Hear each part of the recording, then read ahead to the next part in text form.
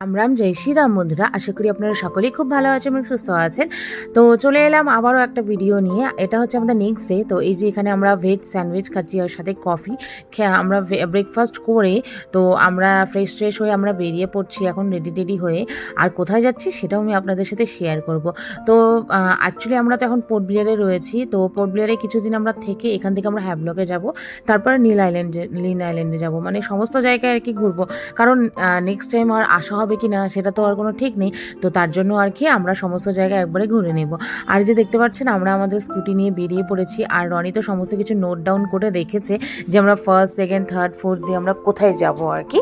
তো এই যে দেখতে পাচ্ছেন গুগল ম্যাপের সাহায্যে আমরা এই যে চলে এসেছি এখন গুগল ম্যাপ দেখতে দেখতে মিউজিয়ামে। আর মিউজিয়ামের বাইরেটা দেখুন কি সুন্দর লাগছে না দেখতে, পুরো সুন্দর লাগছে। আর সামনের দিকে না পুরো গাছপালা ছিল আর সাথে অনেক ফুলের বাগানও ছিল।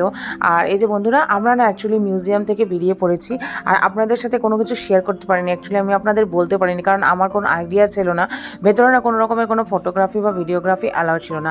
আর বন্ধুরা এই মিউজিয়ামে আসতে হলে আপনাদের মানে আমাদের ইন্ডিয়ানদের 30 রুপিস আর ফরেনার যারা রয়েছেন ওনাদের 100 রুপিস করে দিতে লাগবে। আর এই যে বেরিয়ে পড়েই আমরা এখানে একটু ডাবের জল খাচ্ছিলাম। আর এখানকার ডাবের জল সত্যি বলতে খেতে দারুণ।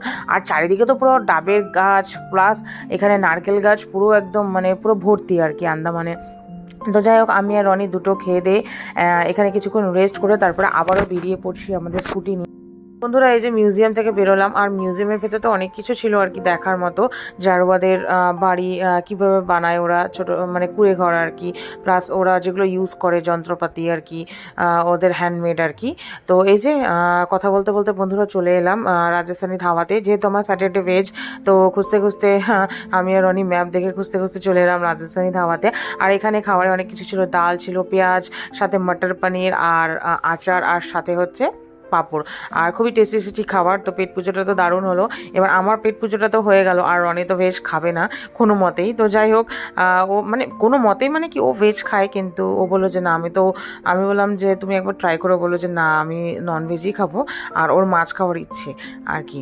তো ও বলছে যে যখন আমি আন্দামানে এসেছি তো অবভিয়াসলি এখানকার সমুদ্রের মাছই, এখানকার লোকাল মাছই আমি ট্রাই করবো। তা বললাম হ্যাঁ নিশ্চয়ই করো। তো যাই হোক খুঁজতে আমরা চলে এলাম একটা এই যে বাঙালি হোটেলে। এই যে দেখতে পাচ্ছেন রনি এখানে মেনুগুলো দেখছে। তো ও বলছে যে না আমি তো চিকেন বা মাটন কোনো কিছুই খাবো না, আমি হচ্ছে মাছ খাবো। তা বললাম যে ঠিক আছে তাহলে খাও, ভালোই। তো এই যে এখানে আমি ভিডিও করে নিচ্ছি, ও খাচ্ছে। আমি যখন খাচ্ছিলাম ও বসেছিল, আমি ওকে বললাম ট্রাই করো কিন্তু কোনো মতে ট্রাই করলো না। আর এখানে অনেক কিছু রয়েছে, ভাঙাড়ি মাছ, তারপর পাপ। এখানে একটা মাছ দেখলাম, এখানকার লোকাল মাছ, সমুদ্রের মাছ, ভাঙাড়ি মাছ, সাথে পাঁপড়, ডাল, মুড়ি ঘন্ট, অনেক কিছুই ছিল। আর সত্যি বলতে রনির না খাওয়ার দারুণ টেস্ট লেগেছে। তো যাই হোক আমার রনি তো পেট পুজো দারুণ হলো। আর এই যে আমরা বেরিয়ে পড়লাম, চলে আসলাম আর কি খেয়ে দিয়ে এখানে সেলুলার জেলে। আর এই যে দেখতে পাচ্ছি সেলুলার জেলের বাইরেরটা। তো আমরা ভেতরে ঢুকে গেছি আর এখানে না অনেক কিছু সাজানো ছিল বলতে গেলে। এই যে সেলুলার জেলের নকশাটা পুরো, হ্যাঁ, তারপরে আমাদের যে বীর পুরুষদের আর কি যেভাবে ড্রেস পরানো হতো কয়েদিদের সেগুলো, তারপর ওখানকার তালা চাবিগুলো সমস্ত কিছু। আর আমাদের এখানে যে ফটোগুলো দেখছেন, হ্যাঁ এগুলো ফটোগুলো পুরো সাজানো আছে আর খুবই সুন্দর লাগছে। আর পুরো কাঁচ মানে মানে বাইরের থেকে পুরো কাঁচ, পুরো লাইটিং করা।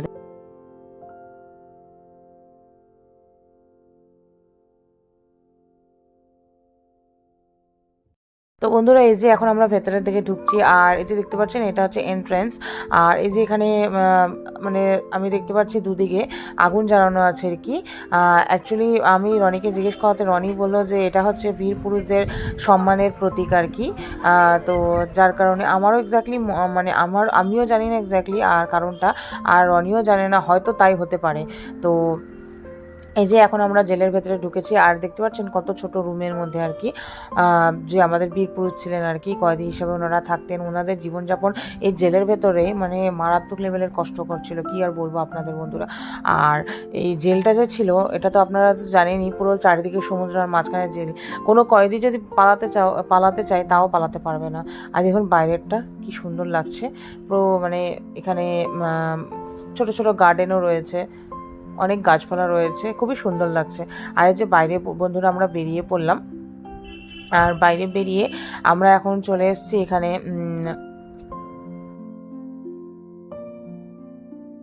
তো তো বন্ধুরা এই যে আমরা আরেকটা মিউজিয়ামে চলে আসলাম, আর এখানে দেখতে পাচ্ছেন কত বড় তিমি মাছের স্কেলটনটা রাখা আছে পুরো কাচের ভেতরে।